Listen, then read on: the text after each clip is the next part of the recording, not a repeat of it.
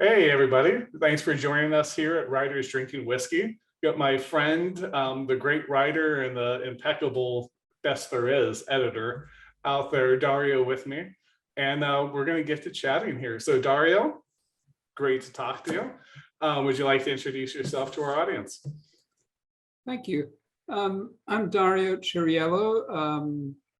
I am a writer. I've got 5 books out there, 2 nonfiction, 2 novels, a collection of short stories, which I put together over the years. And I make my living mostly as an editor. I'm Bill's editor, which is just a great pleasure because he's a terrific writer. And here we are. Mm-hmm. And just so everyone knows, Dario is British, if you couldn't tell. So he has to can't like enthusiastically praise himself because he's a great editor. Like you mentioned, my editor, I love him to death. Close friend too, love him to death in that regards. But great writer. So if anyone's out there, if you want to send messages encouraging him to write more, that I would personally appreciate that. Well, I definitely want people to write more. I'm hanging by a thread of thrill and tension waiting for you to finish your next novel. It'll come slowly but surely. So let's get to the meat of it here. So it wouldn't be Writers Drinking Whiskey without some drinking. So why don't you start us? What are you going to be sipping on today? So I can't drink whiskey in the middle of the day. It makes me sleepy. And at my age, coffee even makes me sleepy. But so I spent a year in Greece. I lived on a lovely Greek island for a year. And that, in fact, is the topic of my first book, which you've read, Bill, which was actually kind of a travel settling memoir called Aegean Dream. And I developed a fondness for Greek ouzo. Very good. I can see the fondness by the amount of bottle there. Very good. And the number 12 is my favorite. Some of them get a little fancy and flowery. This is kind of straight. And ouzo is wonderful stuff. The principal ingredients are anise, fennel, and wintergreen and mint. And well, if you don't like anise drinks, you've probably got sick on the nasty French ones like Pernod, which are kind of sweetish. Ouzo is wonderful stuff. It has digestive properties. And the way you prepare it is you put a little bit in a glass. Can you all see that? So maybe the glass just a tad higher. There we go. There you go. And you can just put ice in it, but the Greeks usually put a little bit of water into it, just a splash, and you start getting the louche as the water mixes with the essential oils. It'll start going milky, and as I add some ice cubes, which will be done off camera because otherwise I'll drop ice into my computer keyboard. As I add ice, the drink will not only become cold, but it'll develop that lovely milky louche. I see that. So so when you're adding the water, I might be completely off, but it almost reminded me of absinthe in a way. Because I think absinthe, isn't it with anise as well? Or well, let's see. Absinthe is heavy on the anise. Yeah. In fact, it's very similar to ouzo, except for the wormwood, which is the supposedly hallucinogenic, psychotropic, which also makes it very bitter. So you add water to anise because it usually comes at 65% alcohol out of the bottle. So you need to dilute it a bit or it's got a terrible bite. Right. And also you usually dribble the water over a sugar cube to sweeten it and take the edge off the bitterness. Sure. Ouzo is it's very dry, it's very refreshing, and it's very good for the digestion. So cheers, everyone. Cheers, very good. And I will be drinking whiskey. Because one of the people on the show has to be drinking whiskey just to kind of keep the name, which I think is just for alliteration, right? I don't know that it has to be writers drinking whiskey. It could be writers drinking wine. That one just never occurred to me. Yeah. So I will be drinking, and we'll see if this doesn't glare too much. But this was actually a gift from dear Dario here for. I did a really, really expert job feeding some plants once.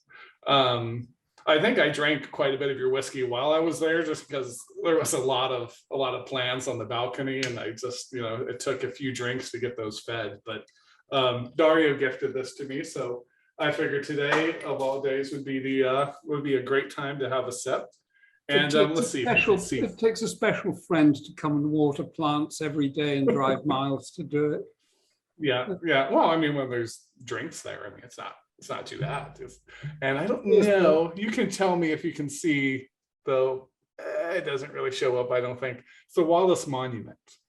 So. Oh yes, I see it.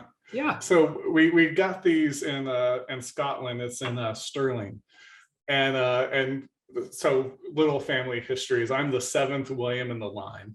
It says, I don't know, you know how genealogy gets, there's 1,000 different stories about it, but my dad, his dad, definitely his dad, we've all been Williams with different middle names. And so I had 2 girls. I got married. My wife had a daughter. So we have 3 daughters.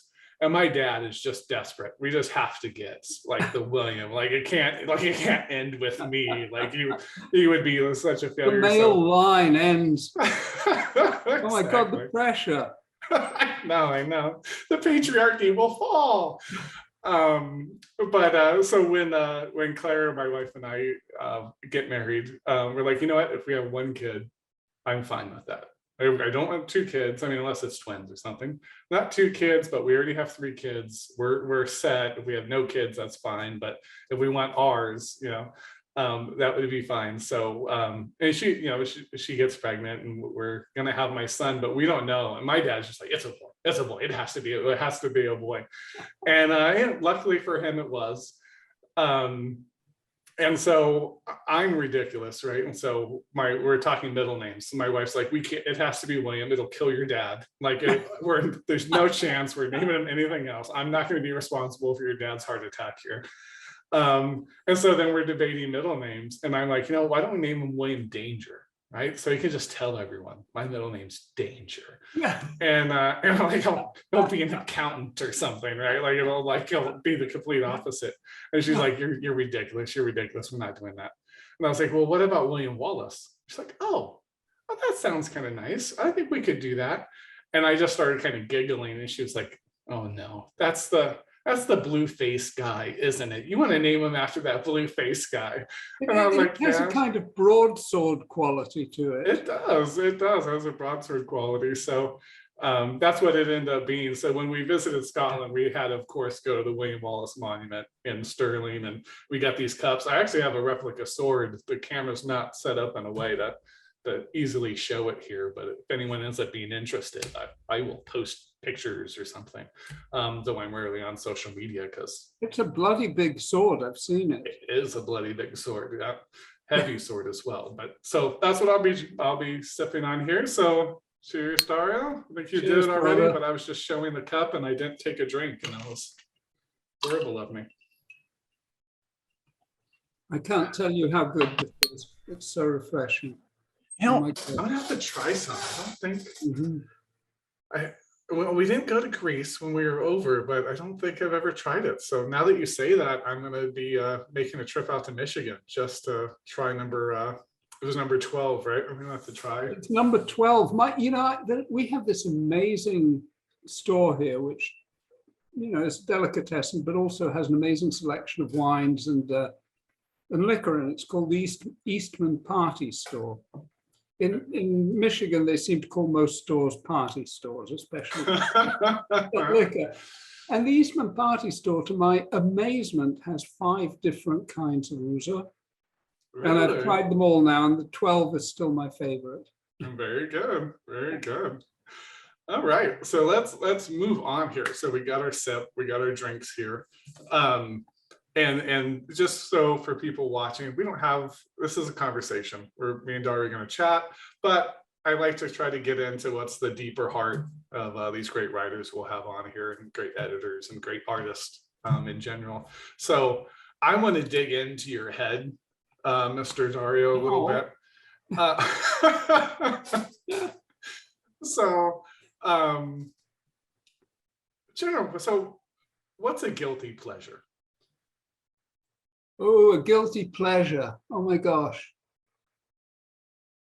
You know, when we moved into this house in Michigan, we bought an expensive bed, and it's a very good mattress, and the bed has one of those remote tilt mechanisms.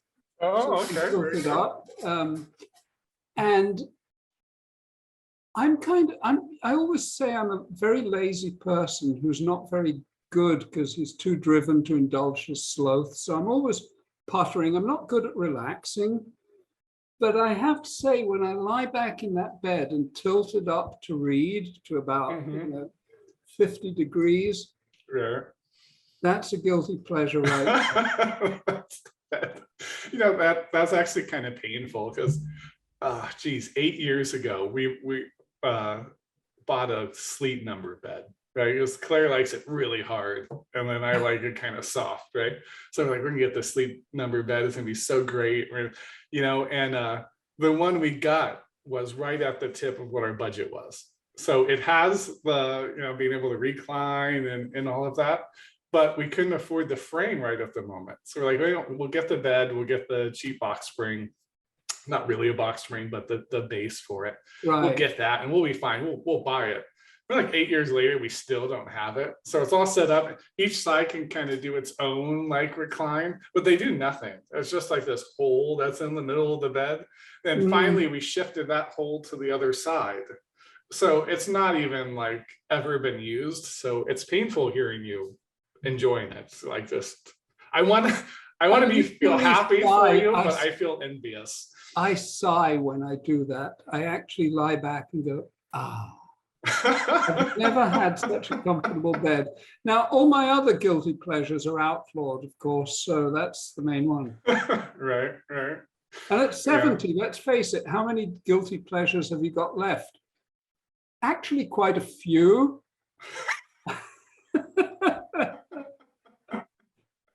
Right. I mean, maybe just at 70, you shouldn't feel guilty about them anymore. Huh? I mean, you know, I don't give a shit.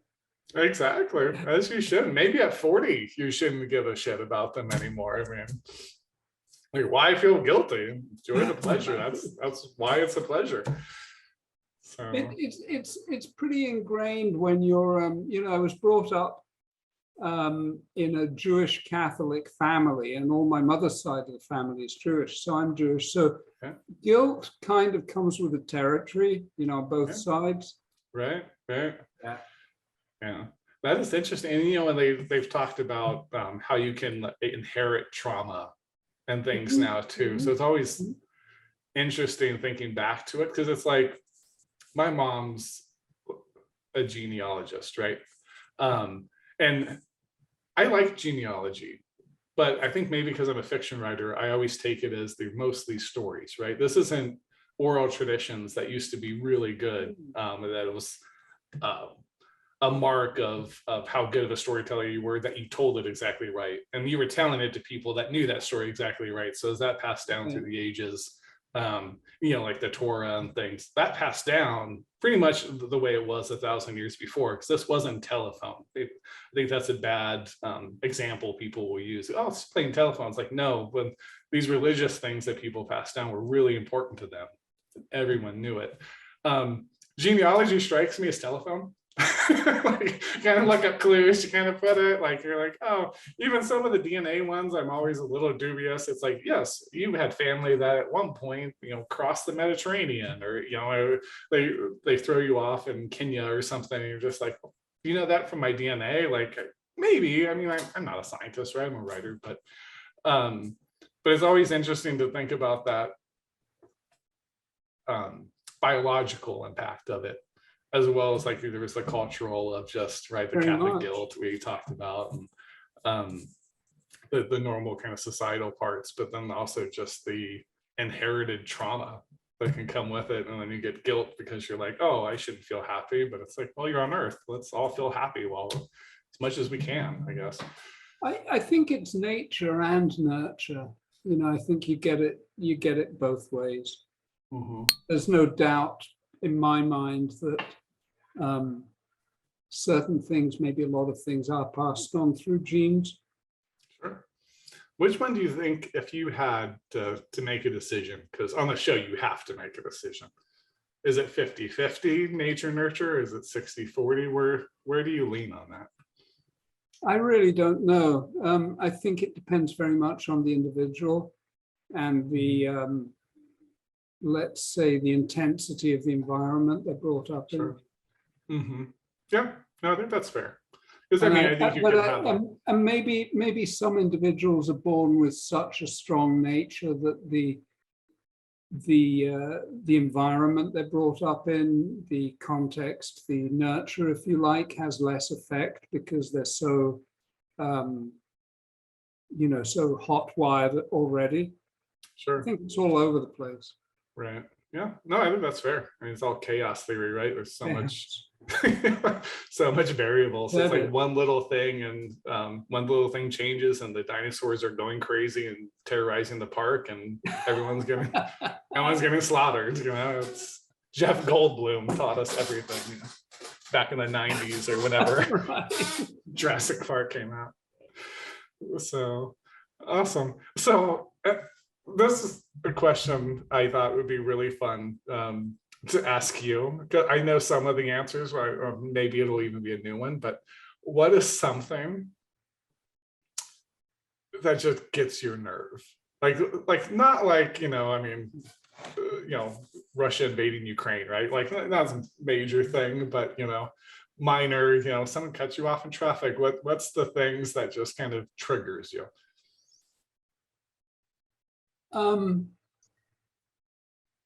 Let me count the ways. That's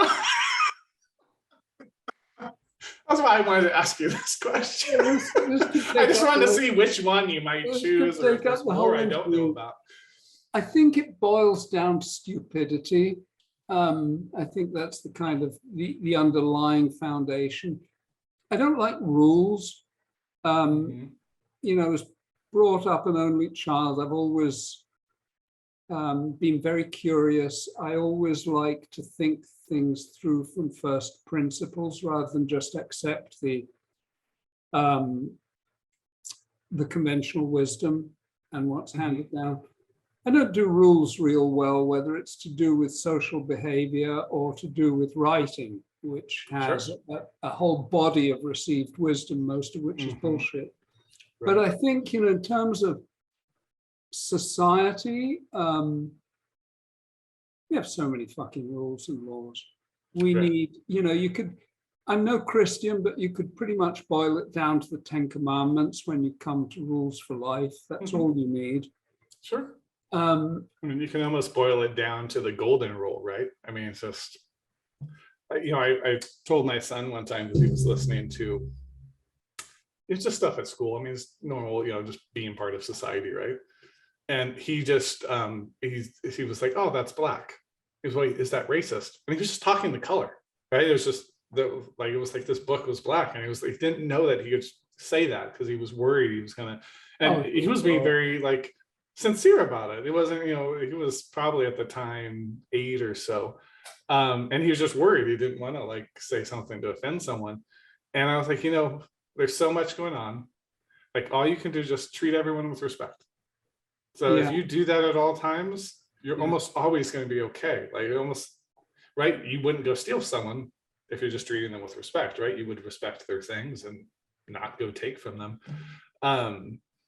But yeah, I think your point to the 10 Commandments is right too, right? It's like, how are you expected to know all these laws? You're not. You can't be expected, right? Lawyers don't know all these laws. That you've talked to a lawyer, they'll be like, well, we got to go get a IP attorney. We got to go get, they have to go get the special attorney over here. And then so that they can all write more laws and confound the populace even more. So is your golden rule, do as you would be done by? I think so. I think that's the general I think that pretty golden much rule, right? sums it up. I hate bureaucracies. We really need to strip some stuff down and make life simple again and less oppressive for people. I do accept that when you've got a society of approaching 8 billion people, which is insane if you ask me, there is a hell of a lot of complexity.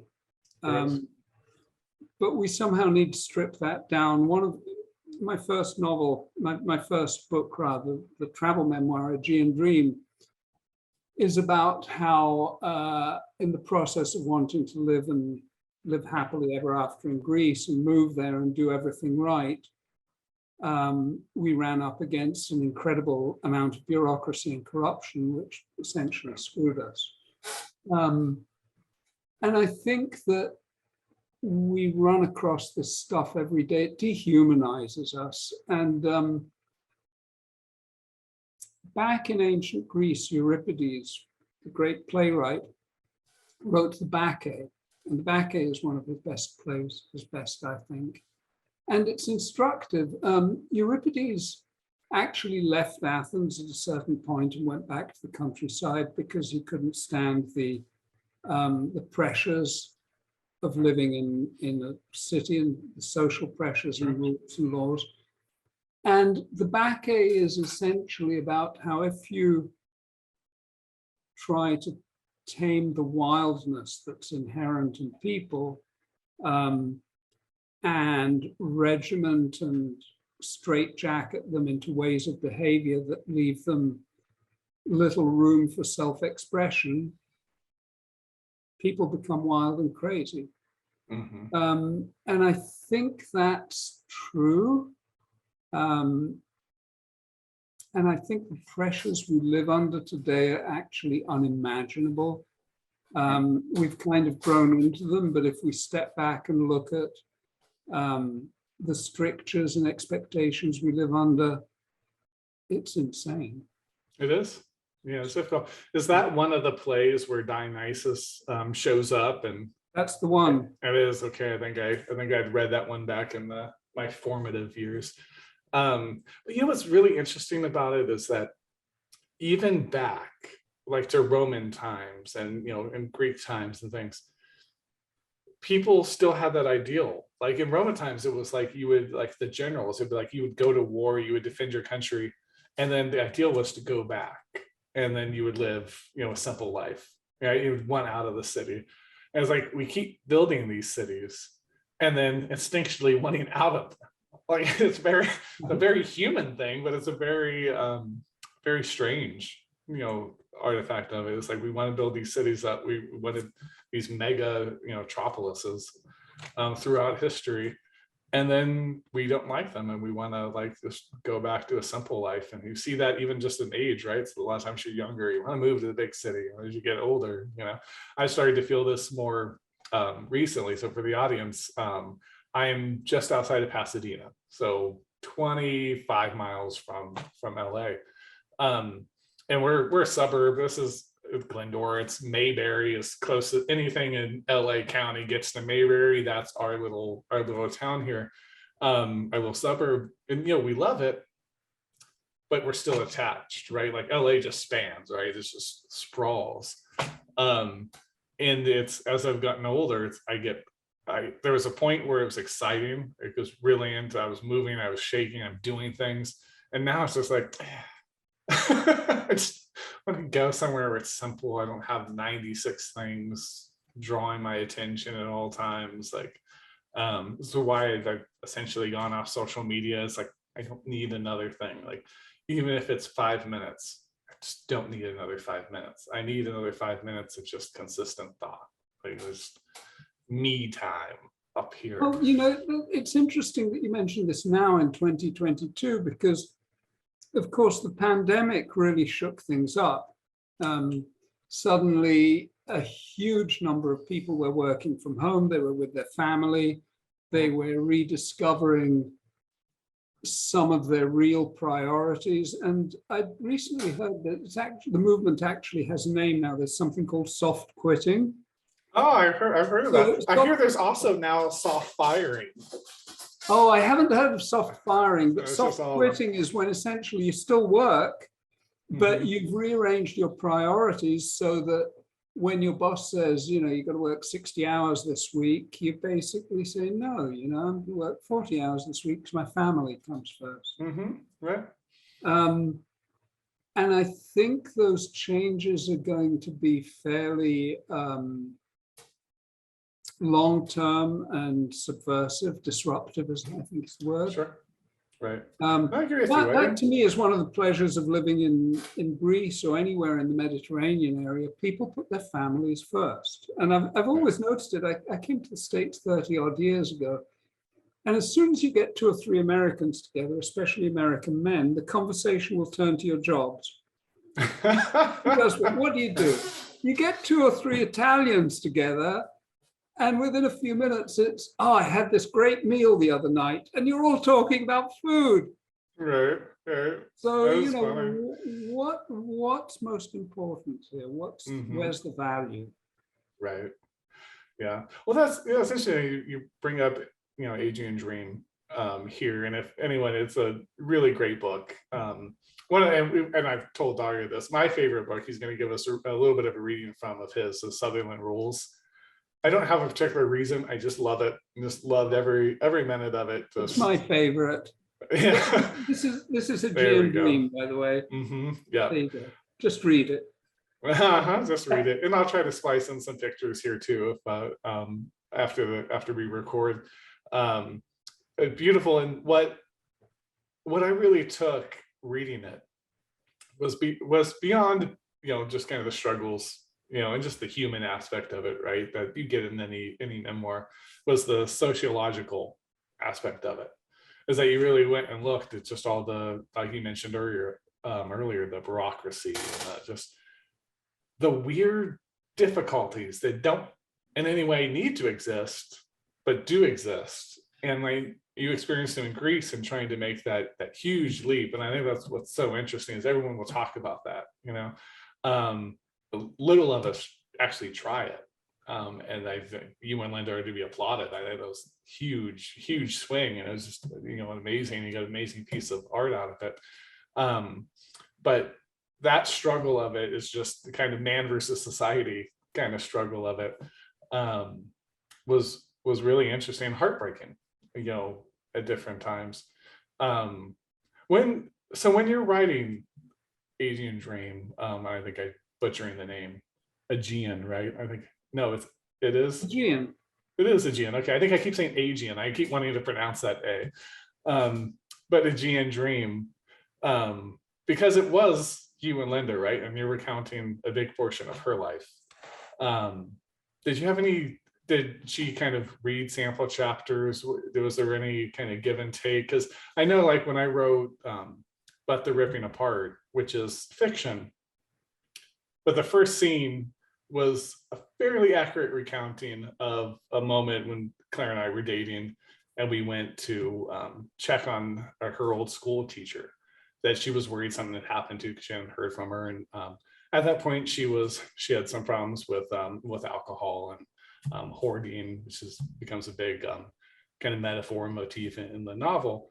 But my inclination is to bleed, right? Like when I'm writing something, that book was extremely painful, kind of costly for me, like emotionally writing that, because it kind of took all my worst parts and I just took them to the 12th degree. And so Jack, at first, and he later, as I worked on it, kind of became his own character, but he started off as just a very worse version of myself, but it did make me face every time I've let someone down, right? And I didn't until after it, and then Claire read it and had different questions and kind of took things more literally than right, it was fiction, especially towards the end. It's very much fiction.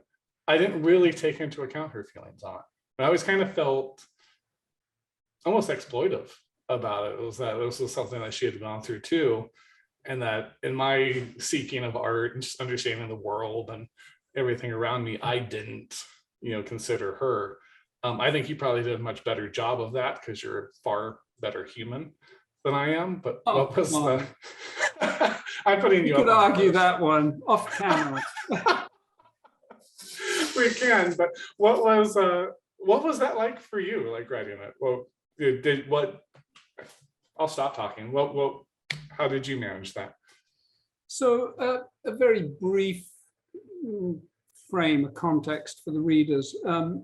Aegean Dream is the true story of how in 2006, my wife and I did a Euripides. We decided to get out of the rat race and go and live on a tiny Greek island. And we moved there lock, stock, and barrel. We had spent some time learning Greek. We had plans to start businesses there, and we ran up against a pretty rough set of obstacles. And so the book worked and actually was a bestseller because it's a true story that reads like a novel. There were, good guys, bad guys, conflict. Even a colorful cast of characters. Right. So to answer your question, Bill, we came back from Greece with our tails between our legs and ruined. And that's not giving away anything in the book. I say it in the first line that things went wrong. And we came back in November 2007, just as the economy was crashing into the can. And I wrote the first draft of the book in 3 months, and I wrote it. I don't think I did what you did, in that I wasn't extrapolating or bringing out the worst versions of myself. I wrote as true and factual an account as I can. Sure. I don't think I'm an unreliable narrator in it. But anyway, Linda got to read the first draft, of course, or the first corrected draft. And she was on board for all of it. And in fact, I quote from some of her blog that she kept during our time there. That was a really nice part of the book, actually. So you get that almost diary entries, right? What are blogs, but like diaries you're sharing, right? Yeah, and she had a personal diary too. But I'll never forget, there was one page in my draft, literally probably a whole best part of a page, which she put a big red diagonal through and scrawled Yuck next to it. This is good critique, people. When your ideal reader crosses out a page and writes Yuck next to it, you've got a problem. And she was right. Of course, what it was is that I was talking about my previous profession, which I was re-implementing in Greece. I used to be a specialist painter. And I kind of went off on a technical rant about types of varnishes and the chemistry of varnishes. When you first said it, I was like, man, this is going to be something salacious. Like, I need to read that page. And now I'm with Linda. Like, it'll cost you for cutting that page. But that was all. So other than that, no, it was all truth, and I don't think she had any problem with it. And I think that's one of the reasons the book was a hit, in that it's pretty unvarnished. It's it ain't your Year Under the Tuscan Sun memoir with a happy ending. It's unvarnished and it's bittersweet. Sure. And that's what I struggle with memoirs. Most I rarely read them because a lot of times it's just I don't want to put them all in this category because I'm sure there's a lot of great ones, but sometimes they're self-aggrandizing. Or they'll go the flip side, they're just really boring. And you're just like, okay, well, you moved from Nebraska to Iowa. It was a little lonely at first. Okay. I mean, like, it's like, I'm not sure. I know all of us feel like our stories are very important. I write fiction because I don't feel like my story is that important. Like, I fictionize that story to the nth degree because I don't feel like my life is so wildly like impressive. And I think that's the hard part, but we all do. Like, I sometimes, like you mentioned in America, right? Getting or meet someone, you end up talking about work. Claire noticed fairly early on I never told anyone I was a writer. She's like, why don't you ever tell people you're a writer? And I was like, because 2 reasons. One is they'll always go, oh, so what have you written? And they'll have never read anything, right? These aren't people that are like avid readers. Right. They just want to know if I wrote a movie they like, right? Which I haven't. And then the very next second, like within 30 seconds, like I may not even finish answering that. And they will be telling me about the great book that they're about to write. Yeah. Right? Yes. You're never going to write that book. Anyone that's ever talked about writing that book and you haven't picked up a pen, I'm going to tell you, cliffhanger, like not to spoil the end. Spoiler alert, you're not writing it. That's not happening. And that's okay. It probably doesn't need written, but that's what always happens. It's always like, oh, and then if I talk, like we'll talk. I love talking with other writers that are actually actively doing it. But everyone does have a story to tell. I believe that to a degree, but is that just a story you tell like in a setting like this, right? We're chatting with things versus something that needs to be, you need to spend the next 6 to 12 to, in the case of Pirates of Appalachia, 10 years of my life, writing. But that's, I think, the bigger question here. Well, an idea is not a story. Mm-hmm. It took me a long time to understand that. Sure. And I kept trying to write. I get ideas and try and write a story around them, and it would stall. And finally, I realized that an idea is not a story, and a life is not necessarily a story either. Mm-hmm. Yeah. And I think that's the hard part of it. And it doesn't mean it's not important. No, incidents story. may be stories. Right. Yeah. So